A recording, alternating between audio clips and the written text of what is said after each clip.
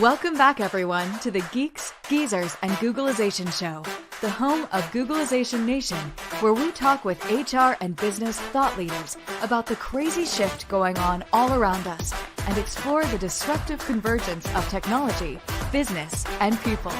Here are your hosts, Ira Wolfe and Jason Cochran. Hey, welcome back, everyone, to another episode of Geeks, Geezers, and Googlization, a show from the People Forward Network. I'm Ira Wolfe, and thank you for being part of Googlization Nation. And I'm Jason Cochran. If you think this is just another podcast, think again.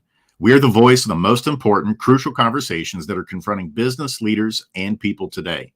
And our goal is to bring you ways to reimagine tomorrow and explore the impact and the convergence of business, technology, and people.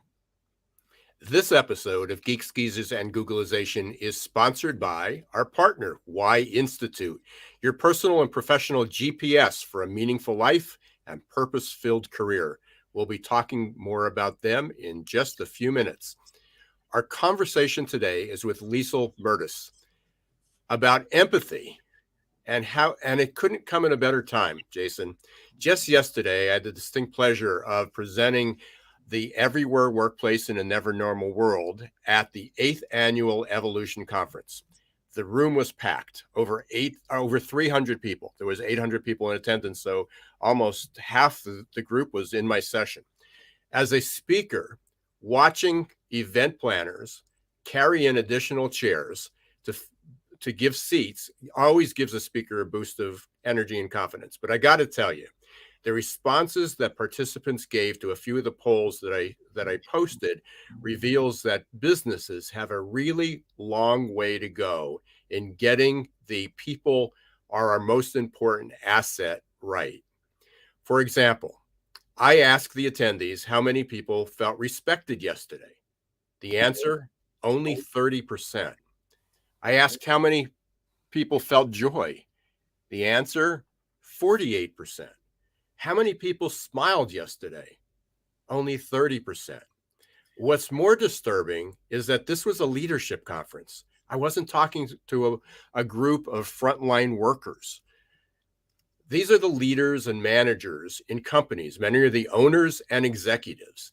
If this is the state of the positive experiences these people feel in work and life, can you imagine what the results might be for the rest of the workforce and in our communities? I also ask another question. How many employees do they believe are living their best possible life? 10, they are. 1 is the worst possible life. And 5 would be surviving and coping, but struggling a bit. 52% of the attendees said only 50% of their workers are living a best possible life. 20% said only 25% of their workforce. So 72%, almost 3 out of 5 of these leaders and managers felt that their workers were living this best possible life. And I don't know, here's a 4-letter word I'd like to share. Ouch.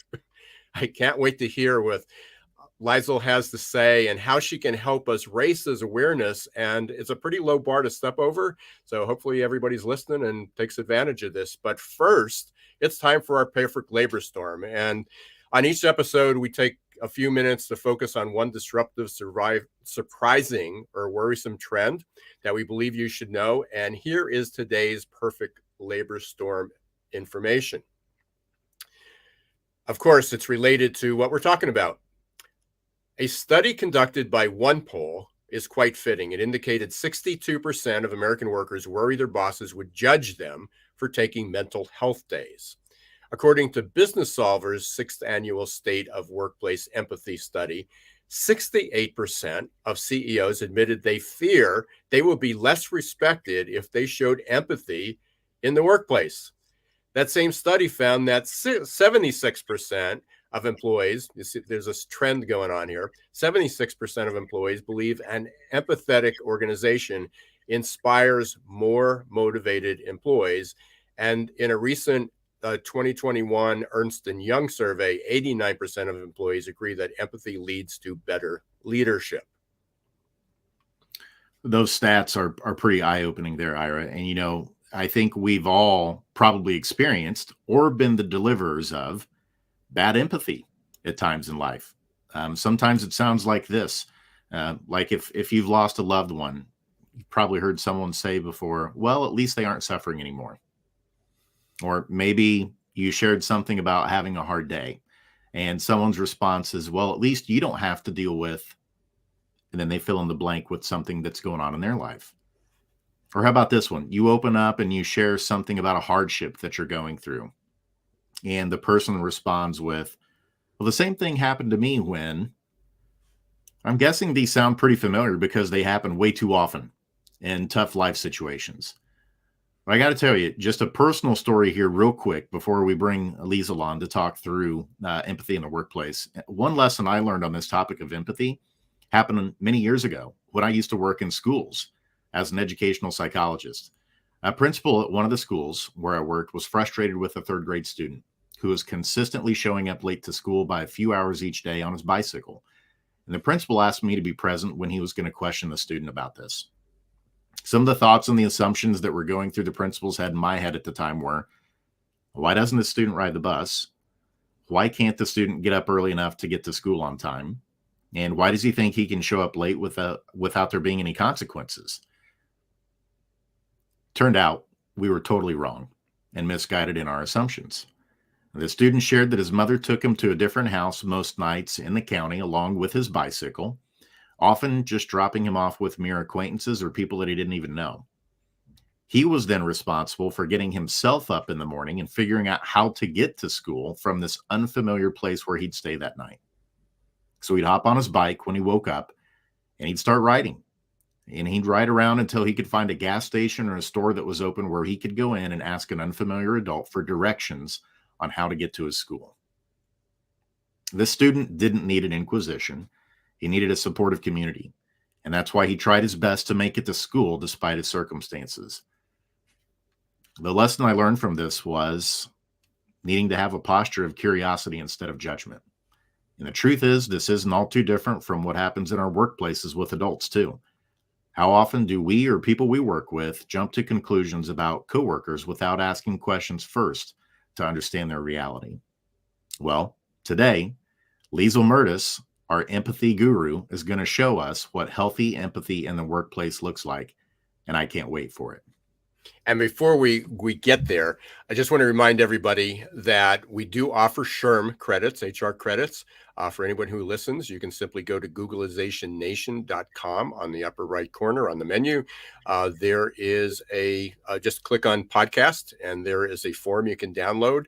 Not download, a form you can fill out, submit to us. It asks you just a few questions just to make sure you were listening, a few talking points, an action step that you might take. And then in return, we will send you the activity code to get your credits, and you can earn anywhere from a half to a full episode. This also pertains to every episode we had, and we now have over 220.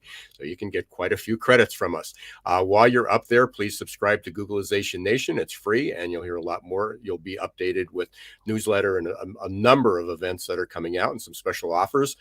And if you're listening on a podcast, please rate the show, rate our podcast, and if you would be willing, please leave a quick review. It's quite easy.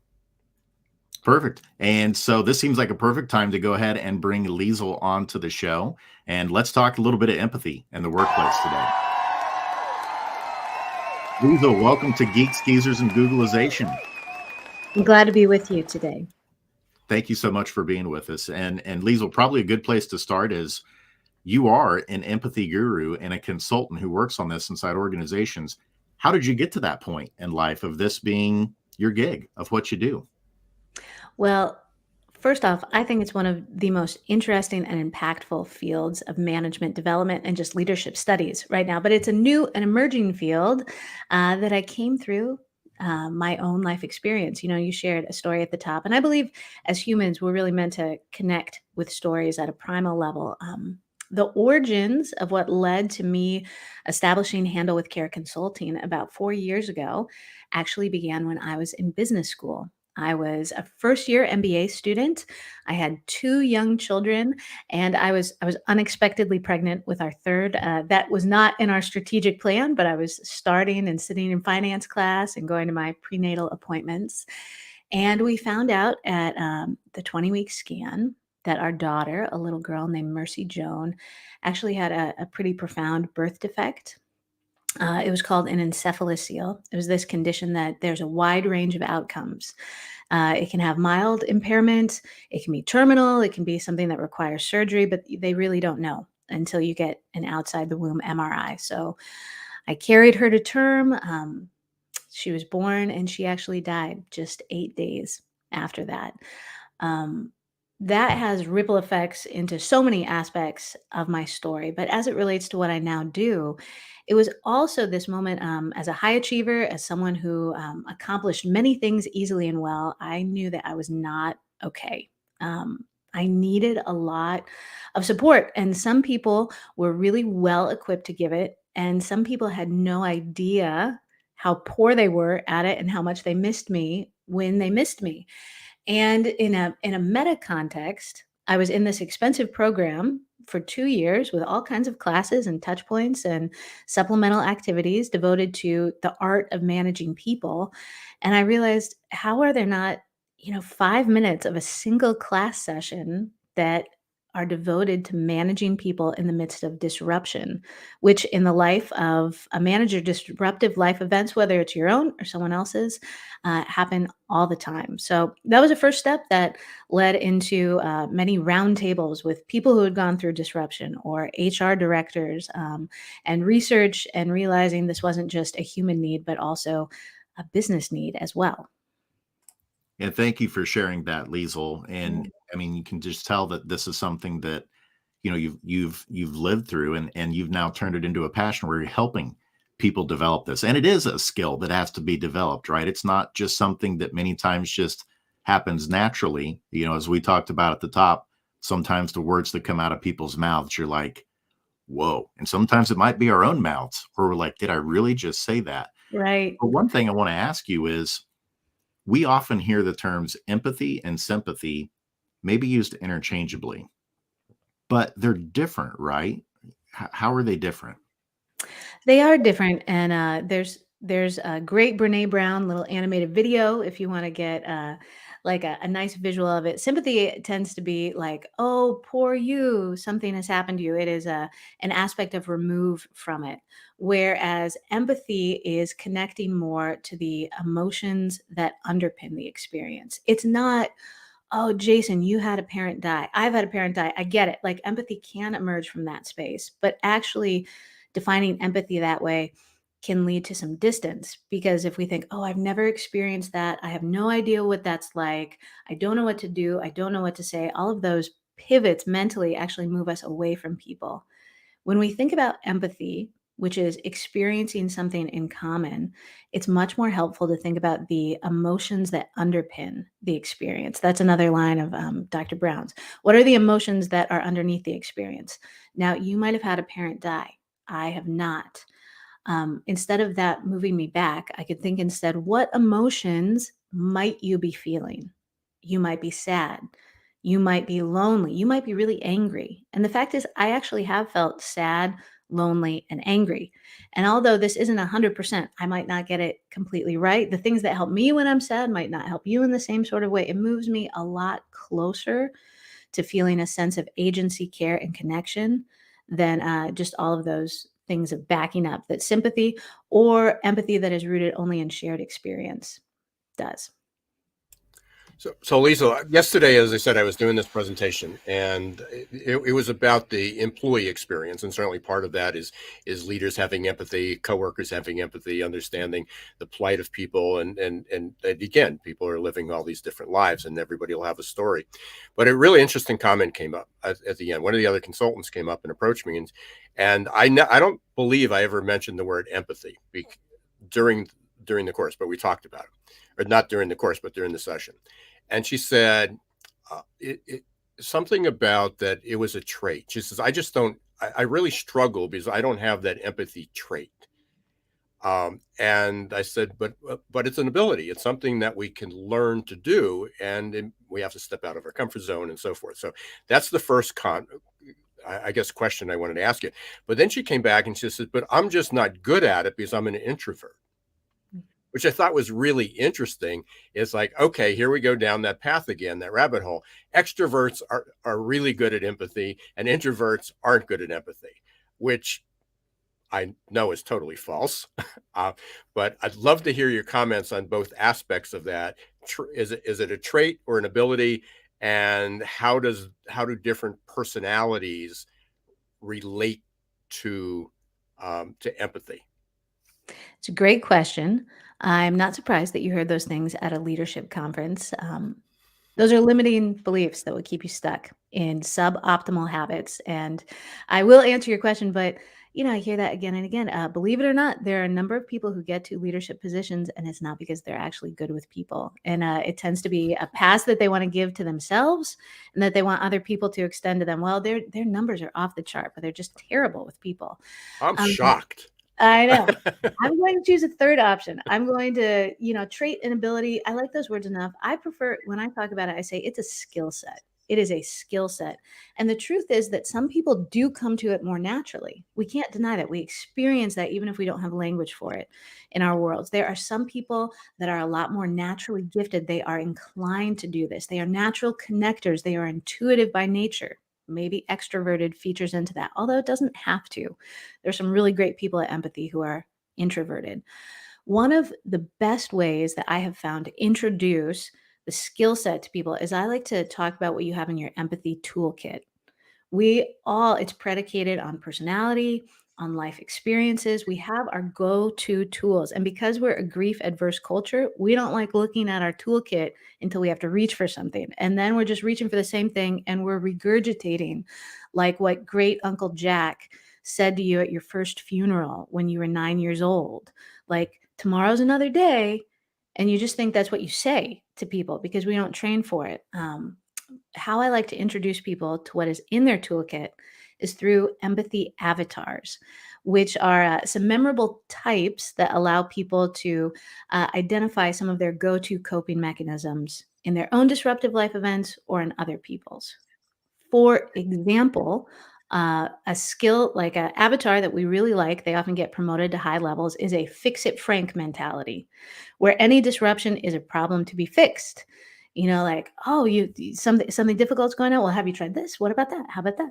And how that jumping to just fixing somebody instead of acknowledging first where they're at is really limiting. There's commiserating Candace, cheer up Cheryl, buck up Bobby. Even as I say those, apologies to anyone who holds that name. They were strictly chosen for alliterative factors and nothing else. But it allows people to see ways that they commonly go off the rails and to say, oh, yes. So for commiserating Candace, that's someone who's a natural connector. They are very prone to, as soon as somebody shares, my husband got laid off. Oh my gosh, I know exactly what that's like. Tom got laid off last year and it was just terrible. And we were navigating all of the paperwork and getting better. Before you know it, they have centered themselves. So when you know where you tend to go askew, then for like commiserating Candace's, one of the mantras to just have in your mind is, and I do this myself because I tend towards it, it's still not my time to talk. It's still not my time to talk. It's still not my time to talk. And really focusing on things like tell me more to the other person. So yeah, those are some of the ways that I introduce people to developing that skill set on a foundational level. I love that, Liesel. And I remember when we talked through this a few months ago and you're telling me about the avatars, how quick it was for me to see that I'm a fix-it Frank. And my wife, when she's going to listen to this episode, she's going to be like, oh, yeah, you're totally a fix-it Frank. Because she's always telling me, she was like, look, just because you're a psychologist doesn't mean when I'm telling you about a problem that I want you to solve it. She was like, I just want you to shut up and listen. And so those are good reminders for me. But I'm curious, whenever you do work and you go inside organizations to bring empathy into the workplace and you do training and development, can you kind of paint a picture for us? You mentioned the toolkit. What does it actually look like? Are people doing role playing, or what are the things that you've seen are the most helpful in getting people to acquire those skills? Yes. Well, my sessions are really interactive because we have to be able to metabolize this content. This isn't something that you just see up on a slide deck and you're like, oh, that's me. Now I know exactly how to change it because it's human based. Even when I speak at conferences with a bunch of people who like they're not going to see each other again, you are practicing with your partner. What does emotional mirroring look like? How do we say someone's emotions back? How do we listen for those words? Because especially people, so this is there are types like interrogating Edwards. They're very data driven, they're very observational. It's taking that natural bent, which sometimes I do a lot of work with tech companies. There are a number of interrogating Edwards there, but you take that same observational capacity and you use it instead to be paying attention like a detective to the feelings that are going on, and then you try it out, and it's amazing how it builds rapport. So in a typical session, I will kick off. We'll do the stoplight check-in. It's a way to gauge like the temperature of the room. It's also a great tool for people to take back. It is one of the stickiest things. Like I know as a presenter that people do not remember the majority of what I say, which is why I give them supplemental documents. But the stoplight check-in is super sticky. How do you kick off team meetings? Have people rate their energy: red, yellow, green. We talk through as we have these different types. I have people discuss, okay, how does a buck up Bobby tendency show up in your leadership style? How does it show up on your team? And then it's not just conceptual. We really want to always make this actionable. Okay, how does empathy show up in your policies and procedures? What do you do on the first day, week, month after someone has gone through disruption? How does empathy show up in your calendar? Here's a little tip for anyone listening at this time of year. Thanksgiving and Christmas are coming. I put it about a week before the holiday. It's maybe a 4-day reminder. It is abbreviated FU, but not that FU. It's for follow up. And I keep people's names who I know that this is going to be a difficult time or season. And I don't have to send them expensive bouquets or think you can if you're into that. But even just a text or a call or email, I know this is probably a complicated time for you. I want to let you know I'm thinking of you. Anything that matters to us, we put in our calendar. And lots of times we want to ride, even you're listening right now and you think that is a great idea and you apply some good intention to it. If you don't write it down, you won't do it. It's just applying the same intention that people who are great at their jobs do in so many areas to developing connection and rapport. The policies and procedures you just mentioned there, Liesel, one in particular, I want to get your input on this, that often irks me is bereavement policies and just how tone deaf. Amen. Tell me what irks you. Well, I want you're the expert on this, but grief to me doesn't seem like one of those things where, hey, you know what, you get, a week to grieve and then everything's back to normal. Like it's something that stays with you for a while. What do you recommend or what do you see from companies that are handling bereavement and grieving in particular in much healthier ways as part of the employee experience? What does that look like? Yeah, the first step is to just take an inventory of your policies because it's something usually that nobody but HR touches, and you don't think about it until you have to think about it right in front of your face. So worst case there's still some companies out there where you have to show like proof of a funeral, like a kid displaying a hall pass when you come back, like that you weren't just going to Aruba or something. I think that's indicative of a lot more problems with who you've hired and a dysfunctional culture than just around bereavement. But looking at how much time do you give? Are you taking into account that many people now need to travel because of how distant we are? Like, what do your time horizons look like? So the time is part of it. I remember when Sheryl Sandberg, who had the Option B book after the death of her husband, she was a big impetus to really looking at Facebook's policies, like how much time. I think at a certain, they might have scaled it back as things go, but it was like 21 days. And I know that everybody cannot give that for bereavement. I think that even if you are a small and medium-sized company and you go really like we can only give 5 days, the skilling up is within equipping a team to support that person, to realize what you said. It's not just that you go to a funeral and you come back and everything is fine. That's when we talk about that first day, week, and month, specifically the manager, but also a basic skill set for teammates of like even asking, hey, how you doing? right now. I imagine this could be hard. Do you need any help on that deliverable? Just having it in the air, like this isn't some taboo thing that we never talk about. And that is that's a growing curve in a number of different ways. But yes, skilling up around bereavement leave is a major opportunity for people. I've got a question, and we're probably going to do this right after the break because I think it's going to be a little longer of an answer. But as you're talking about, we're talking about grieving, we're talking about sadness, we're talking about things going on in people's lives. Again, which fits into the whole conversation. Why people are quiet quitting. I know everybody thinks it's just people are lazy and slackers, but there are people that are just trying to take care of their lives. So this is what we're talking about, which deals with the empathy. But is what I want everybody to think about, and certainly want your answer here, Liesel, is there, what opportunities exist more on the positive for a positive experience? When things are going well, do we go, is the toolkit only for grieving? It's only for when we have to help somebody, when we have to help them, make them feel better. But what are the opportunities that are missed when things are going okay? So you gave the example of, are you green, yellow, or red?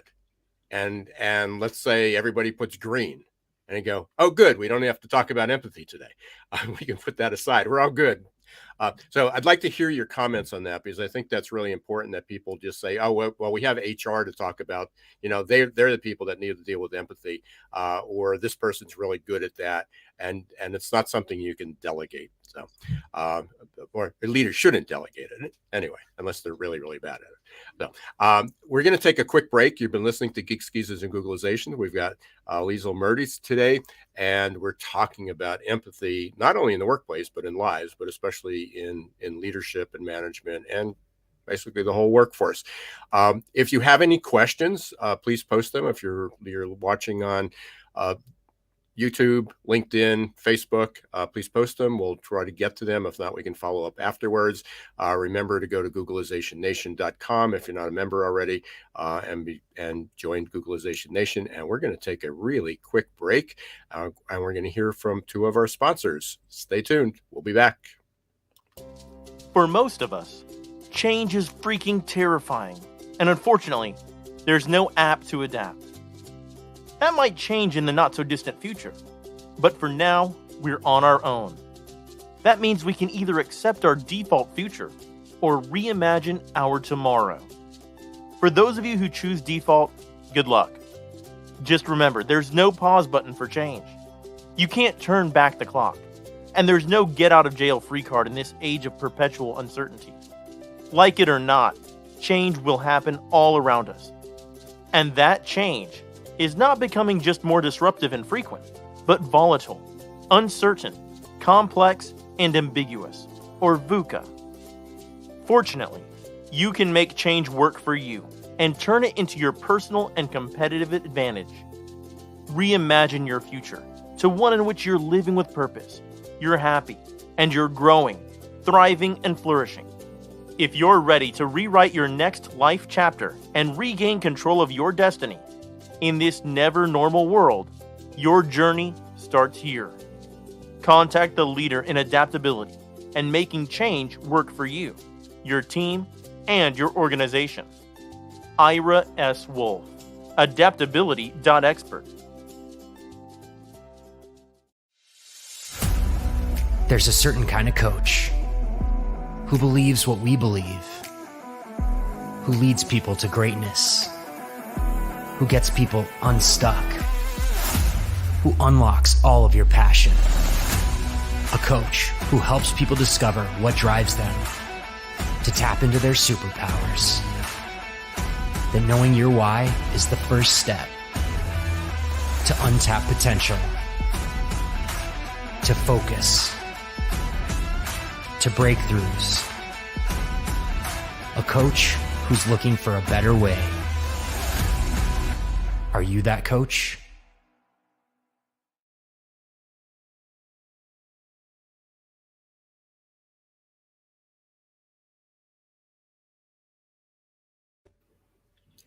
Welcome back, everyone, to Geeks Geezers and Googlization.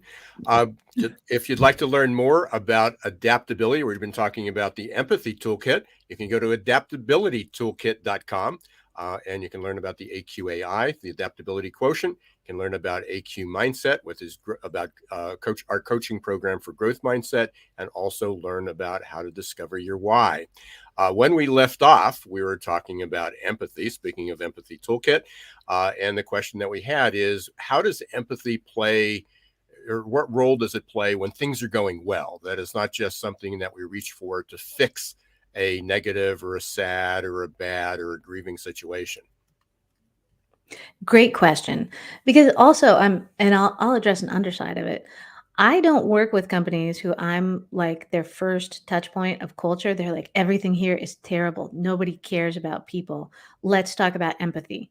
Like, this is something that layers on top of cultures that are generally working to be healthy and honor the whole person that's there. I mean, one of the darkest extensions of what capitalism can do is reduce people to nothing more than just what they produce in the course of a given day. Like, that's how we assess you, that's how we view you. So in good times and in hard times, it's this honoring of the whole person that shows up to work. Does that mean that I need to know, Ira, that you had a fight with your wife last night and it was so terrible and, go? It's not like that. But it's realizing that the whole person comes to work in good times too. So yes, it's being able to celebrate, a great vacation that somebody had, or a new baby, or just a project that they nailed. And, it sounds basic, but when people are looking for a place to start, I talk about leaders and I talk about the power dynamic that occurs within check-ins. So starting to do check-ins, addressing the human side, not just as something that you literally check the box on, not to overuse the word check in the midst of all of that, but just something like, oh, I've done it. I've asked the question. It's there. Especially if you're a leader, these check-ins are a great way to, if this is language that hasn't really been present in your workplace, you're like, I don't know anything about what people do outside of how they deliver for me. Like, we don't talk that way. People don't offer that. The check-ins is a good way to begin, like, softly leading into that. So say like you are green. So maybe I'm having a green day. If you had asked me on Monday, how are you doing? I would say something like, I'm green. I got to go with my son. I was his wedding date this weekend. We got to get geodes in the woods. It was really a lot of fun, and I'm coming back pretty refreshed.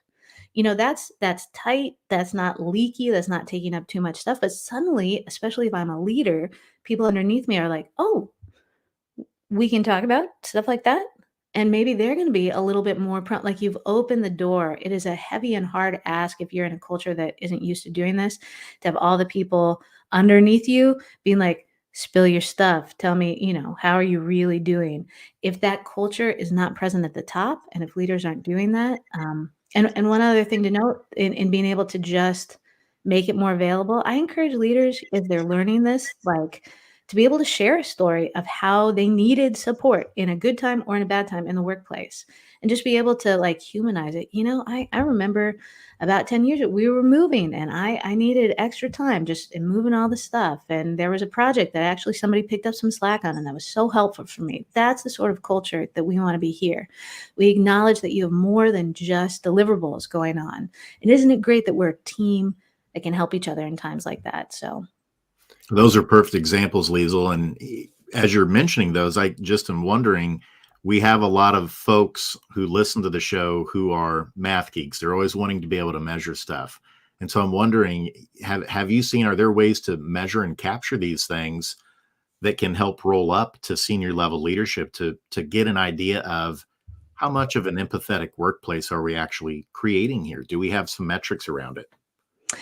Not the way that we could or should. For all of you who love math, social science, and you're like SPSS gurus, let's come up with a better way of measuring this, because one of the reasons that we're not training for it and developing, let me know, it's not that it's without metrics. Ira quoted some of the ones that I do oftentimes in my presentations at the top of the episode. Go back and listen to it.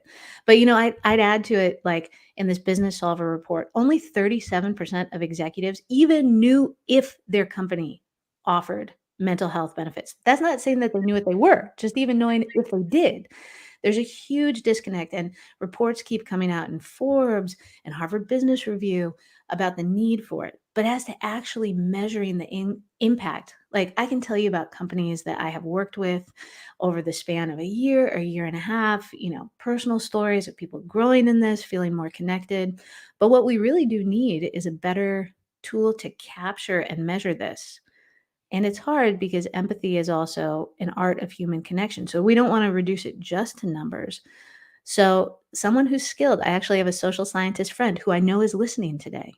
Do it, build it. There's a huge need for it. I'll help you sell it. Let's in 5 to 10 years really be able to have it be a common part of performance reviews where we're asking and gathering that not in an ad hoc way, but in a much more strategic one, which helps us with compensation and promotion and things like that, because it really is that important. We should be hinging a lot more of how people progress within our organizations on how they're able to operate within this skill set. And I think this is really important. I reference the Gallup emotions study all the time. It used to be the happiness index. Now it's the positive experience index. And one of the things that it just hit me this year, probably because we're diving into it a lot more, is that people can have negative experiences and positive experiences. So as we started out, the questions that we talked about is, did people feel joy? Did they learn something? Did they feel respected? And people can say, yes, yes, yes, I feel good about that. And it go, okay, good. We don't need to go to the empathy toolkit. But they, at the same time, they can feel sad and worried and be anxious and be in pain, which is what measures the negative experiences. Mm-hmm. So I think that fact is, and I loved how you answered one of the questions I had, is that if everybody's green and maybe a handful of yellows, is how do you start the conversation? How do you say, well, why are you green? What made that? Yeah. What happened yesterday that you felt green, and not want to take it for granted because everybody wants to brush by? Because frankly, I belong to a number of organizations that are trying to be much more attentive to this. But when I'm in these conversations, every meeting starts out with, tell me something positive that happened, or tell me if you're green, yellow, or red. And then they ghost you for a week. After that, it's like, I got a question, I need this answered. And it turns something that's a simple question that you can solve my problem. And then I can't get you. I don't hear from you until the next time and go, well, how was your week? What was the positive event? That's I guess a tactic of empathy, but it doesn't say that you're checked off the box. Right.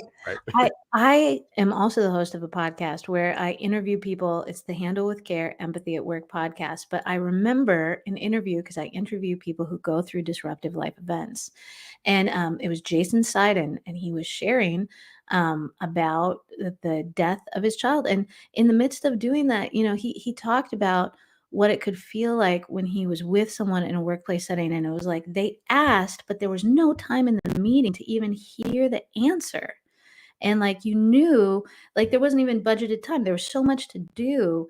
And he talked about in his own leadership practice moving forward, like if I'm going to ask, especially I know something really horrible like that, I'd have space, like even the schedule, to be able to listen. So yes, it is more just box checking, and the art of asking questions is huge. I also do sessions on cultivating resilience, or how to have better performance reviews, and especially in those sessions, like how do you ask a good question? What is there this? How you're doing? That is a fine place to start. If you're gonna ask, you said, Ira, what's the biggest challenge you're facing right now? What's something that's frustrating you? What's something that is bringing you joy? That is an art. And we had a question, Lisa, from Lisa from Vansa. So she's listening, and said, "Ask my burning question: measurement. I wonder what the ways in which aspects of empathy are differently valued across groups." Yes, this is true. And it is, I do a lot of work in US context, but even recently was scoping some East Asian work, which is its own invitation, because connection has different manifestations within different cultural expressions. The best thing that I can say along that is in the trainings I do, I try to equip people with different things in their toolkit, but the key is always radical attention and curiosity about the other person. In some sessions I do, there's a whole portion on imagination, which could sound like some reading rainbow, like, oh, imagination, but really that is part of it, like putting yourself in someone else's perspective. How do you read body language in a situation? If you're trying one approach to empathy and somebody is like shut down, they're not talking, you need to develop the art and the skill. And we work on this in the sessions of being like, they probably don't want to talk right now.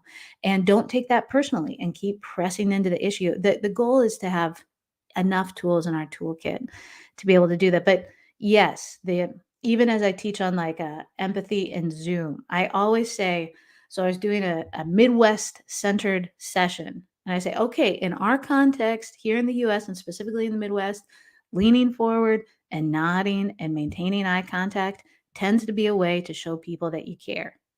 That's not true everywhere in the same sort of way. And especially if you're doing work internationally, you should study up on what communicates care and what doesn't, because there are different cultural manifestations. I'm gathering that being on Zoom with your screen off is not a good empathy builder. You know, another thing that we think we're so clever about, Ira, because probably you guys are like this. You got another screen over here. We got the phones that are right there just in case something happens. And we think we are so clever in the midst of like, I'm just going to glance at it. I'm just going to glance at it. And like people know, they all know that you're not actually paying attention. And so I suggest also just over communicating around Zoom. Like I'm a note taker. I will write with clients or scoping or even just personal things. And I say, I want to let you know I'm taking notes right now. And I hold up my notebook because taking notes looks just like looking at your phone. And nobody knows the difference unless you go out of your way to talk about it. And in that spirit, Liesel, I'm holding mine up because I have been looking down a few times. I want you to know that I am taking notes. Yeah, in case anybody was looking at Jason the whole time and being like, he totally checked out on Instagram. That's right. Liesel, I love the story that you shared there with Jason on your podcast, and how he was sharing about, a tragic moment of losing a child, and that was a memorable conversation that you had. How about taking that? Are there memorable stories or experiences when you've gone into work and do consulting with some workplaces? Is there one particular story or experience that comes to mind that you'd love to share with our listeners? Thank you for that invitation. I love what I get to do. I feel like organizationally and personally, I get to like midwife these moments of growth, these aha moments. You asked me for one, I'm going to tell you two brief ones. One was from a post-session survey, and I could compare it with the pre-session data. And it was small enough that there was a guy, he was very data-driven, because I asked, was that you afterwards? And he was like, I don't know why we need to do this. He was very candid. Is this just some like yoga kumbaya sort of a thing? And in the post that he actually wrote in his review and came up afterwards, and he was like, this is so helpful because I didn't even know the stuff that I was doing that wasn't working. Like, thank you for breaking it down into steps. That's something I go out of my way to do as a trainer, to be able to just have everybody move incrementally. Another really meaningful story of feedback. I love getting to work with all organizations, but specifically during the pandemic with healthcare providers. And I did a session for a large healthcare organization, and a woman emailed me, a couple of days afterwards, and she said, this was so meaningful. She said, I realized all of these behaviors that I have done to my daughter, who I've been estranged with, who's on her addiction journey for a couple of years. And she goes, I just called her up and we had just the best 2-hour conversation. I feel like we're on a totally different trajectory. That is their good work, not mine. But I love being a part of those moments of people going, it can be better, and I see a way for it to be different, whether that's personal or work. I love that part of what I get to do. Thank you for sharing that, Liesel. And I think I speak for all of us when I say we don't want this conversation to end. I can't believe that we're already to the end, and we are absolutely going to have you back on for a part 2 in continuation, because we certainly have just scratched the surface today. on empathy. But what we want to do next, Liesel, if it's okay with you, is hop into our lightning round so that we can help our listeners get to know you on a little bit more of a personal level before we wrap things up here. So are you ready for a few lightning round questions? I'm ready. All right, here we go. Let's start off with an easier one here. How about who is your favorite musical artist? Bob Dylan or Andrew Peterson? Oh, nice. I haven't heard of Andrew Peterson. Have you heard of Andrew Peterson, Ira? I haven't. He's very niche. He's kind of small. He's a guy and his guitar, but I love his lyrics. I'm going to have to check him out on Spotify. You guys have apparently heard of Bob Dylan, though. Oh, yeah. Also a guy with his guitar.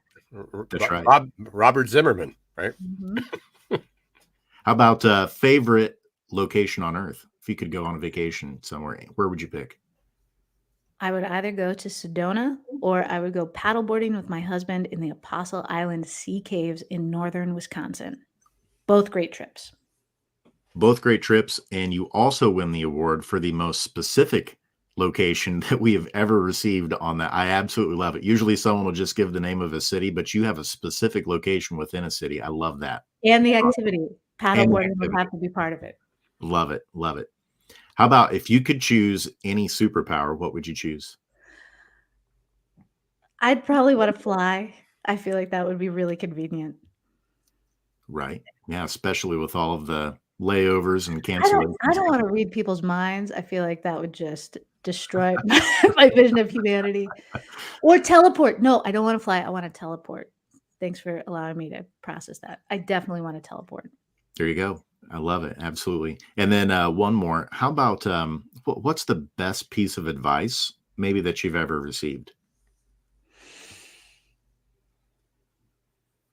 I'll tell you the best piece of advice I've ever received for my business, because that's a little bit lower hanging fruit. I think we'd have to have a philosophical conversation over coffee about best of my life. But best for my business was somebody said early on to me as I was beginning. He said, you know the difference between people who make their ideas happen and people that don't?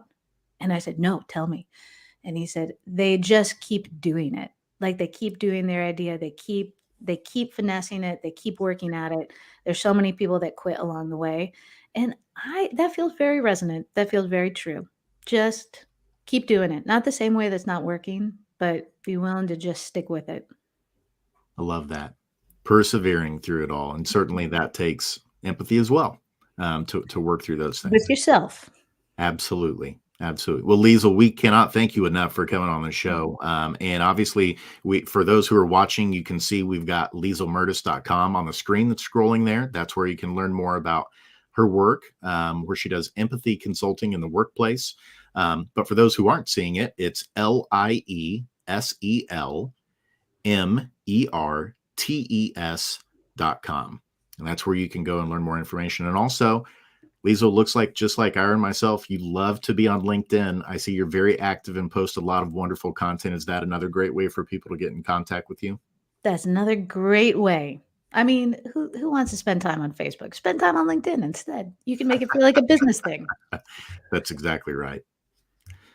Well, thank you so much, Liesel. And we'll look forward to having you on for another episode. And I'm going to hand it back over to Ira as we get ready to wrap up. Yeah, thanks very much, Liesel. And we'll definitely be in touch. That invitation is open. This is going to be a conversation that goes on for a long, long time because the bar is pretty low for companies. And hopefully we will figure out a way to measure. And hopefully there's a few listeners that'll take you up on your challenge. We already had one.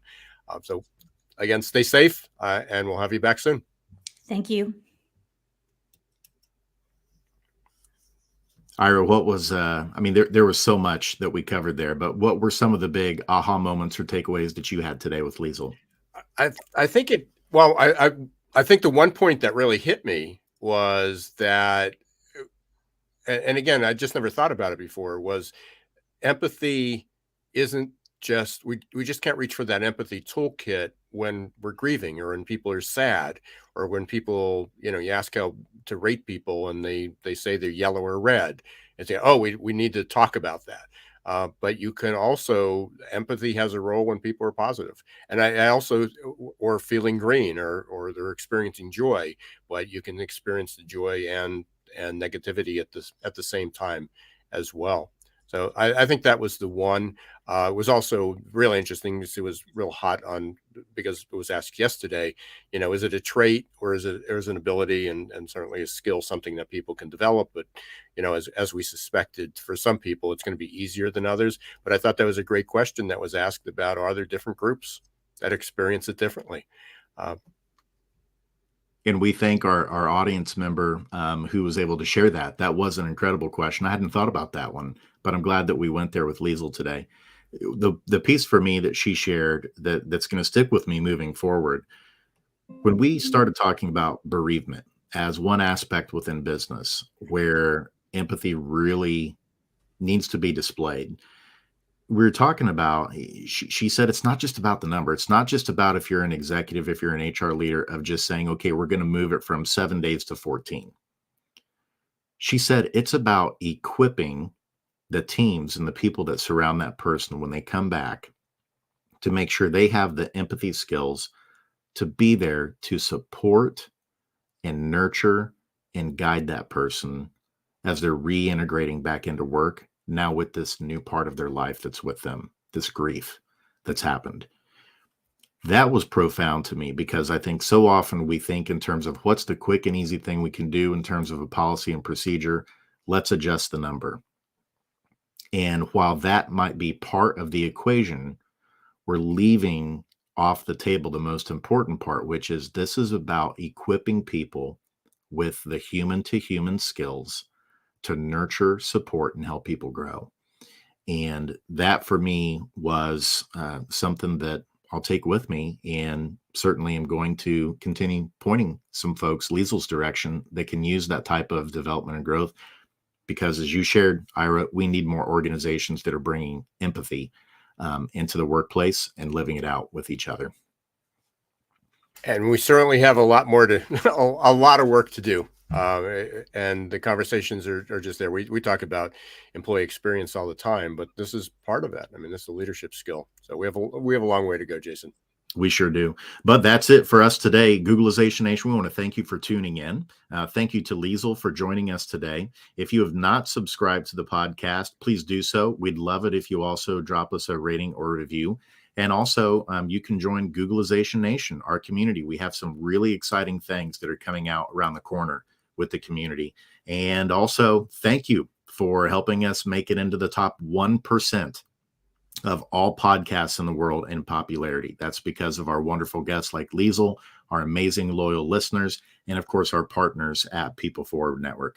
So until next time, I'm Jason Cochran signing off. And I'm Ira Wolfe. Special thanks to Y Institute for partnering with us and sponsoring this episode. Thank you for being part of Googlization Nation. And until next time, don't let the shift hit your plans.